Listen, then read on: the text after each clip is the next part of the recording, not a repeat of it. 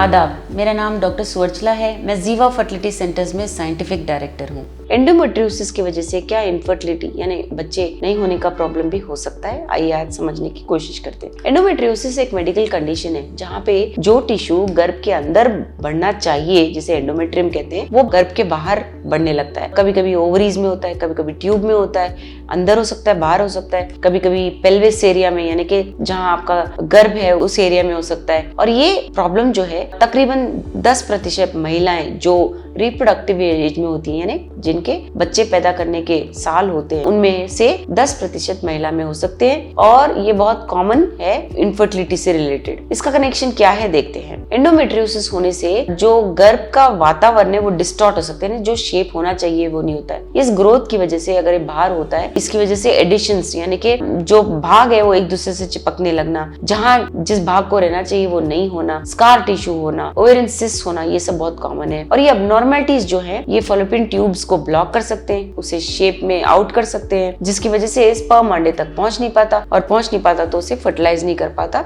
और यही नहीं, जब एम्ब्रियो बन भी जाता है तो वो गर्भ में आ भी नहीं सकता क्योंकि ट्यूब शायद ब्लॉक्ड हो। इसके अलावा एंडोमेट्रियोसिस की वजह से हार्मोनल इम्बैलेंसेस भी हो सकते हैं। ज्यादातर ईस्ट्रोजन नामक हार्मोन, ये जो हार्मोन है, इसके ना होने की वजह से अंडे का रिलीज हो पाना, डेवलप हो पाना में बाधा हो सकती है, जिसे हम ओव्यूलेशन कहते हैं, वो नहीं हो सकता है, जिसकी वजह से आप प्रेग्नेंट भी नहीं होने के आसार रखते हैं। यही नहीं, एंडोमेट्रियोसिस की वजह से एक का क्वालिटी भी खराब हो सकता है। एंडोमेट्रियोसिस क्वालिटी को खराब इस तरह करता है कि वो वहाँ पे ऑक्सीडेटिव स्ट्रेस, यानी कि सोचिए जैसा कि एक पॉइजनस एनवायरनमेंट है, वहाँ पे इन्फ्लेमेशन, सूजन का होना, या जो हार्मफुल सब्सटेंसेस है उसे रिलीज करता है, जिसकी वजह से गर्भ के आसपास जो भी कैविटी है उसमें वातावरण ठीक ना हो, जिसकी वजह से अंडों का क्वालिटी भी बिगड़ने के चांसेस होते हैं। एंडोमेट्रियोसिस की वजह से गर्भ का भी डिसफंक्शन यानी कि ठीक से फंक्शन ना करना भी देखा गया है। वो इसलिए क्योंकि जो एंडोमेट्रियल टिश्यू है वो ऐसे सब्सटेंसेस या जैसा फ्लूइड बना सकता है, जिसकी वजह से जो एम्ब्रियो बन रहा है वो शायद ना चिपक पाए, और जिसकी वजह से प्रेगनेंसी ना आ पाए, और अगर चिपक भी जाता है तो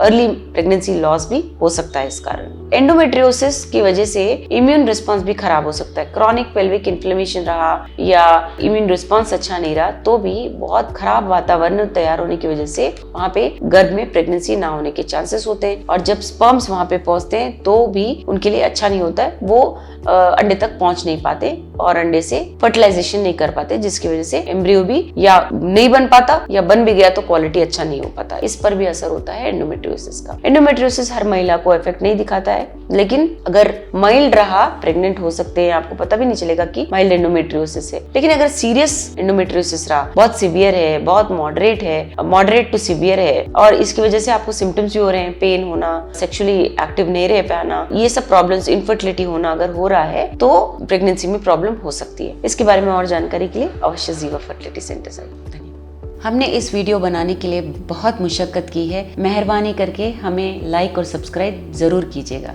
शुक्रिया।